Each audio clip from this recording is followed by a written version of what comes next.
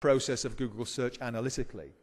And in fact, you usually know when you've gone to real scale because spoofing starts to make an image, it starts to emerge. It becomes worthwhile to actually try and subvert the system in various ways.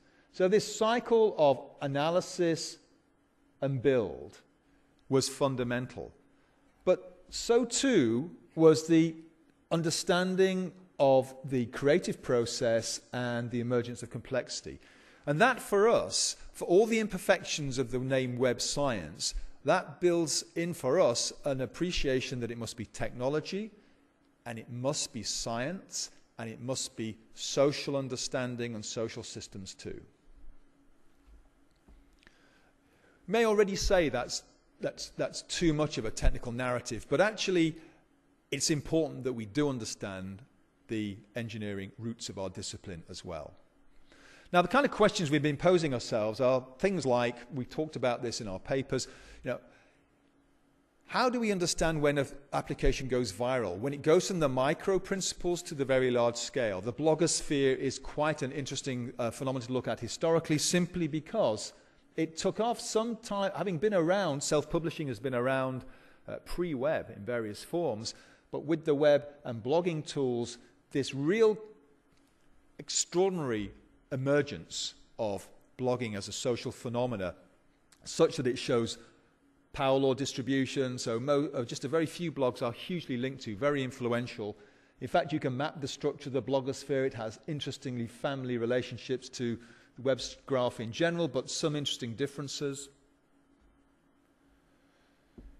The interesting thing about this is that if we try and think about what might have made the difference, what allowed the blogosphere to take off, was it something like trackback? Was it the ping? Was it the fact that here, in building and publishing, providing tools to blog, the simple addition of something to gather social value or social citation? So the fact that when somebody spoke about your blog, you were given a reference back to the fact they were talking about you, gave a notion of social incentivization. Was that the necessary condition for the blogosphere to take off? Now, of course, after the fact, it's very hard to prove this one way or the other. People will have strong feelings about what really made this phenomena happen. But one of the ambitions of web science is that we can begin to look at this cycle of engineering and analysis more systematically to perhaps anticipate in the future. So a good example is we've been working recently with the Chinese. And in fact, the Chinese seem to be embracing web science in quite an interesting and extensive fashion.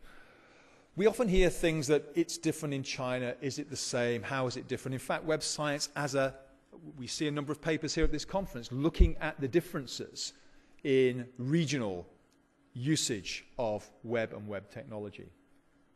It's a very striking fact there are actually lots of blogs in China, but there's lots of everything in China, and lots of people spending lots of time on these systems. Extraordinary statistics gathered by the central Chinese authorities here. The sheer amount of time, but the fact that the bulletin boards still dominate as a form of information exchange, and various forms of chat and instant messaging dominate. And the other thing that's very striking is that whilst there are a lot of web users out there, most people are, the amount of telephony that is there, the amount of mobile phone usage. So 175 billion texts were sent in the first quarter of 2008. So the question you might ask yourself, it's kind of interesting, is that, now, is our latest 2009 viral application, Twitter, microblogging, is that going to take off in China? Well, they've certainly copied it ruthlessly. So there is Como.com, looks familiar, right down to the colors and the logos. But it's not obvious just at the minute that it's got the very widespread uptake, whether there's going to be a phase lag here. What would we need to understand to be able to anticipate microblogging in that context? What are we understanding about its rapid emergence at the moment here in the West? Okay. just to, in closing out on this, this talk, I wanted to mention, we also looked at collective intelligence. There's a lot of work. We believe that these kinds of issues are very important for web science, partly because they bring us back to the social. We can look at the shape and nature and structure of web science, but actually much of what we're interested in is understanding why do communities form in systems like Wikipedia? Why do people give of their time freely? How are they incentivized? What are their obligations in these systems? So seems to be very interesting work in this area. And in fact, again, our industrial research labs, it isn't just the preserve of the academic communities. Places like Yahoo are thinking about the whole issue of collaborative innovation, collective intelligence. But the questions we need to set ourselves as a field are things like, how do we support collective intelligence? How actually do we understand the risks and problems that arise from community-generated information? Who's responsible for it? Who do you sue if you take the advice seriously? It's authorless text. What legal framework governs or should govern the resources